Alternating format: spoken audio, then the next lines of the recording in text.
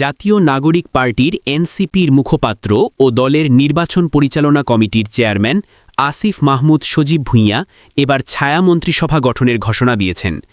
রোববার 15 ফেব্রুয়ারি নিজের verified Facebook আইডিতে দেওয়া এক পোস্টে তিনি এ কথা বলেন।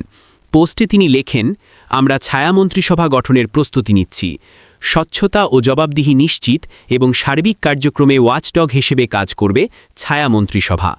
এর আগে শনিবার রাতে সুনামগঞ্জ 2 অর্থাৎ দিরাই সাল্লা আসনে জামায়াতে ইসলামী মনোনীত প্রার্থী ও সুপ্রিম কোর্টের জ্যেষ্ঠ আইনজীবী মোহাম্মদ শিশির মনির ছায়া মন্ত্রিসভা গঠনের প্রস্তাব দিয়েছেন। পোস্টে শিশির মনির লেখেন, আমরা ছায়া মন্ত্রী পরিষদ গঠন করব ইনশাআল্লাহ।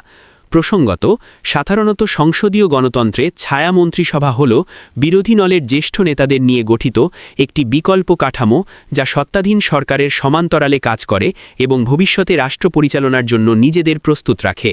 যদিও ছায়া মন্ত্রিসভার কোনো নির্বাহী ক্ষমতা থাকে না, তবে এটি সরকারকে নিয়মিত জবাবদিহির মধ্যে রাখে এবং ভবিষ্যতে রাষ্ট্র পরিচালনার জন্য নিজেদের প্রস্তুত রাখে।